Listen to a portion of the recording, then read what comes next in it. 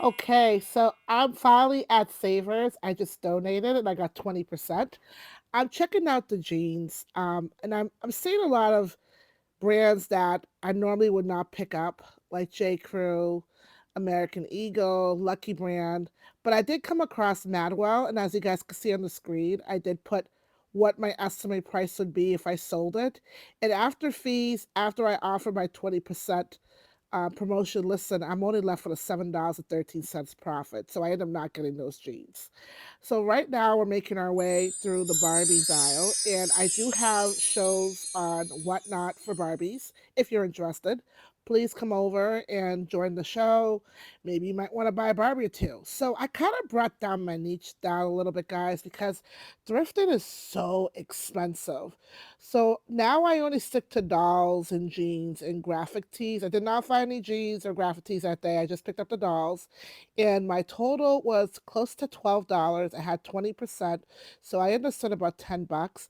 I will give you guys another video on how I set up for my Barbie show. But this is pretty much what I got today, guys.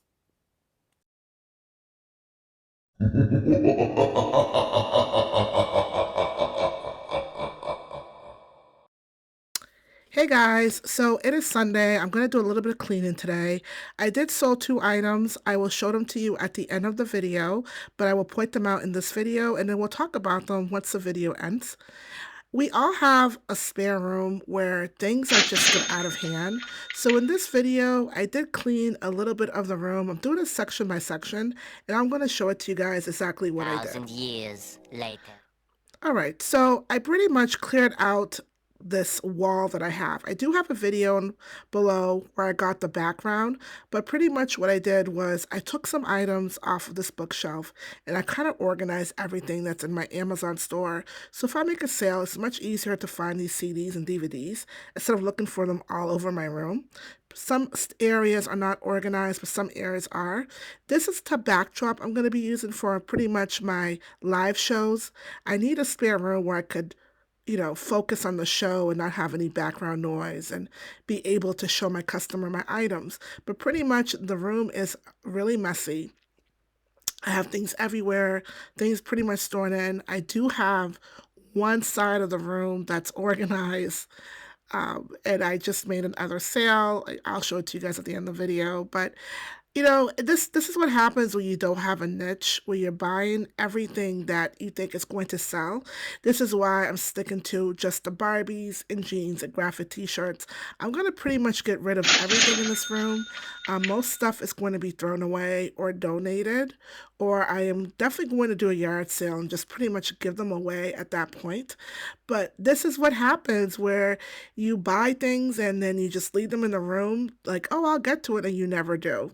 But I am going to clean this room section by section, and I'm going to take you guys along with me. Hey guys, so now we at the end of the video, and just before I end the video, I just want to let you guys know I quit my full-time remote job. And I'm just going to give you guys a brief description. I am not going to sit here and badmouth my manager.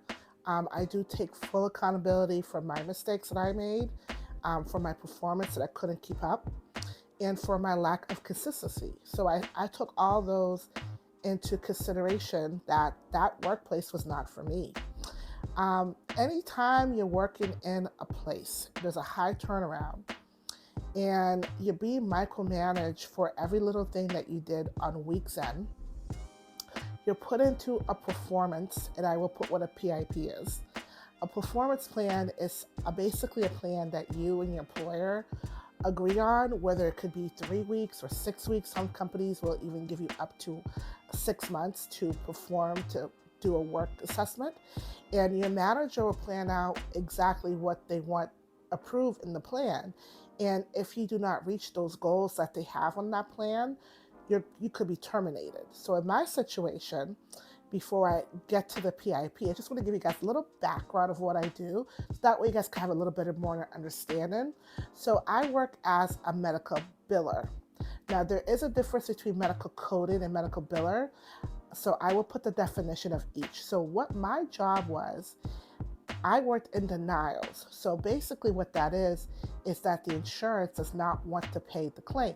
Now, some of you might be like, well, what is a claim? I'll give you guys a simple description that I made that could be easy for you guys to understand. Basically, let's say I went into a dermatologist, right? And I had a spot on my face.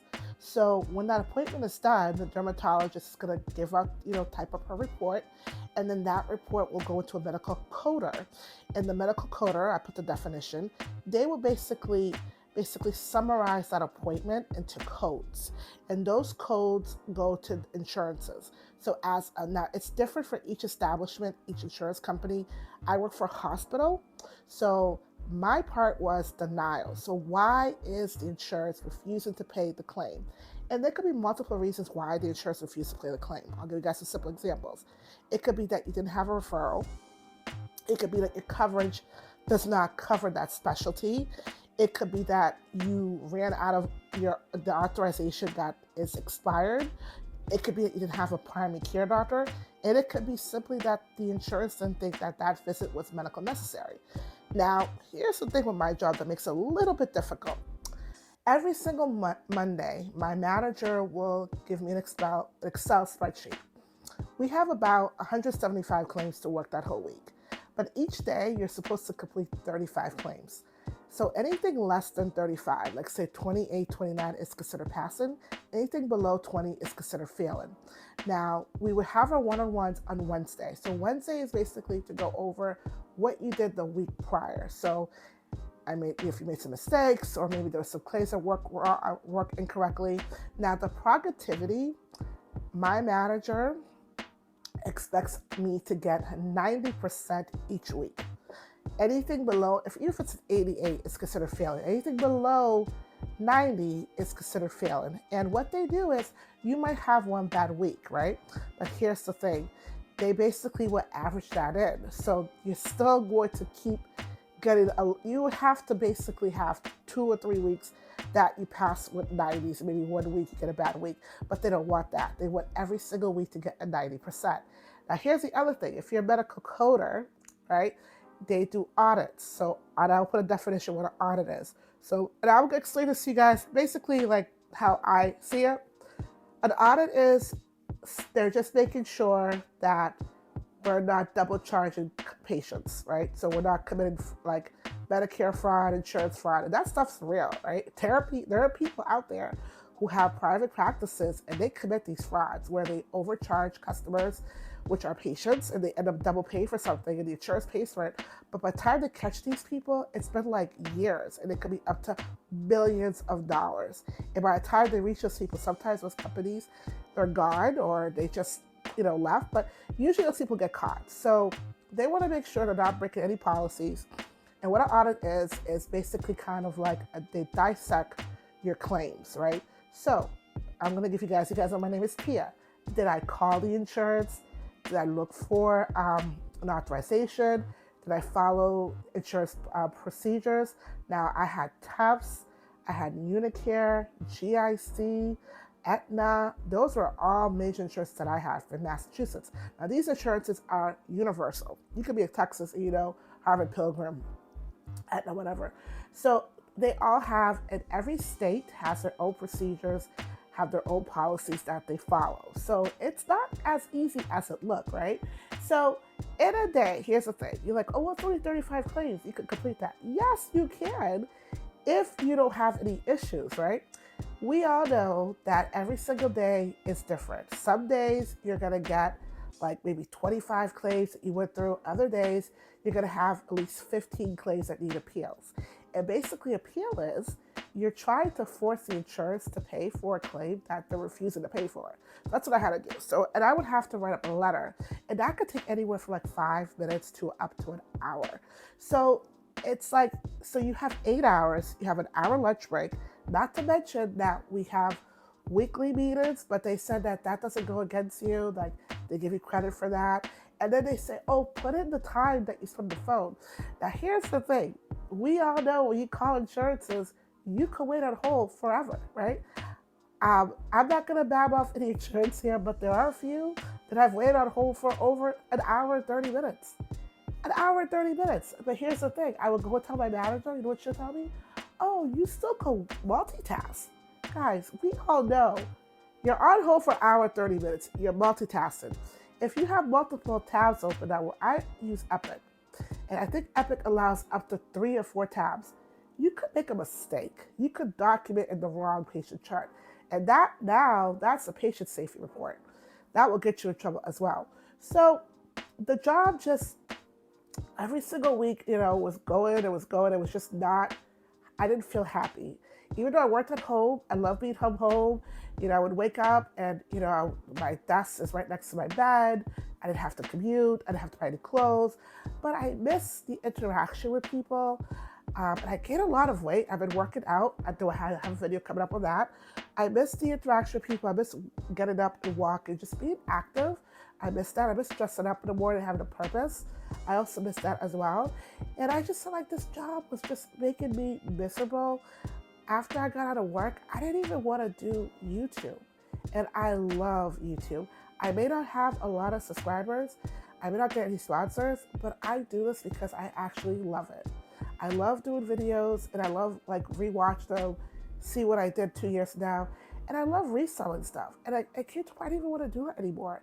I was so exhausted from that job that was draining me that I had no energy to do anything else. So I said, listen, we all have skills that we're good at. I take full accountability. I was put into a work performance. My manager gave me about 2 months, right? She put me in work performance in February, and it hurt. I was really upset. And I proved to her, I got the 90 on the audit. I got the weekly passing of a 90. I did all those things. But for me to give her that type of work that I did, it required so much out of me that I cannot make it consistent. And I said to my husband, my husband, his job carries on the mortgage. My job is, I carry on the family health care, and then I carry on utilities because I don't make anything to pay the mortgage, right? So I said healthcare is important, especially for my son. I don't really talk about it too much on the channel, but he was born premature. He has a lot of developmental delays. And I have, I'm morbidly obese. I'm working on that. And I have high blood pressure. I'm a diabetic. People like me and my son, we need health insurance because I'm constantly at the doctor's office, right?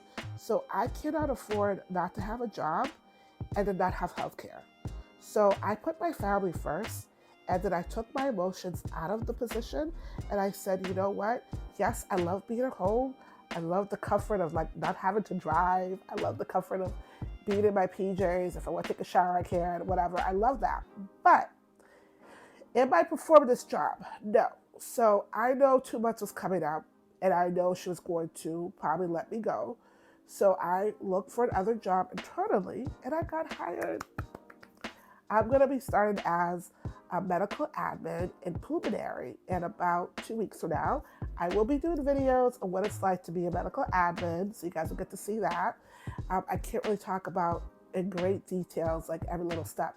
We'll talk about general things like how to answer phones, or how to deal with difficult patients, or how to communicate with staff who is not so friendly, or how to communicate with your manager.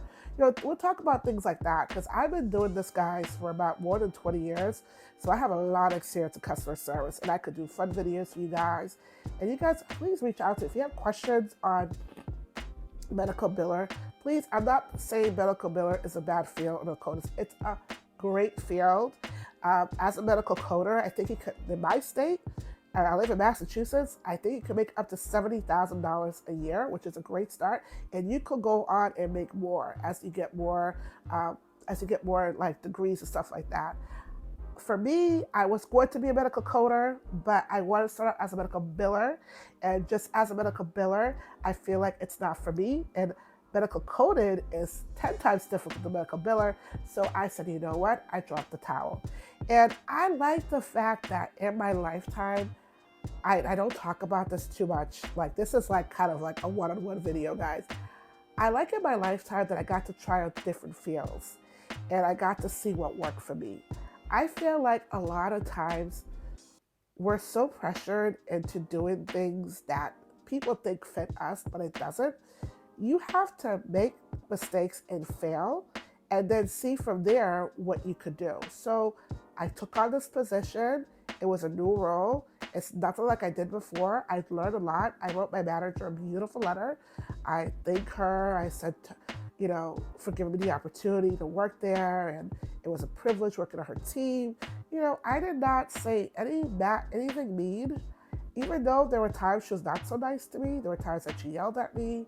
There were times that I felt like she kind of embarrassed me in front of like people, like in a group setting, like with just managers. But here's the thing: I've grown so maturely as a Christian woman, spiritually and mentally. I'm strong, right? So when people come out very like hostile towards me or aggressive, my number one thing in the past was to react. Now I take a step back and I think about it. I'm like, I'm not gonna react to everything, right? I pick my battles. And I fight my battles quietly. Now I felt like getting that PPI, for me, I felt like that was kind of me being like picked on, or being disrespected in a way, because she's pulling things up that I did like over a year ago and throwing it in my face. So how I fought was I looked for another job. It's that simple. There was no arguing, there was no name calling, there was no like calling out of work to teach her a lesson. I used to do these things when I was 16. Those things are petty. When you call out of work, you're not hurting your manager, you're hurting your staff.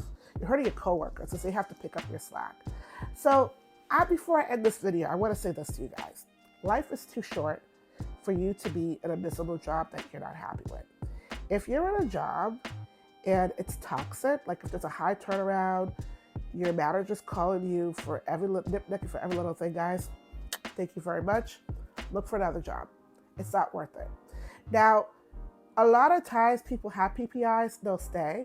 But most of the times, guys, that's always going to be like kind of like an umbrella over your head that you were put in a work performance because she didn't think that you were qualified or could do the job.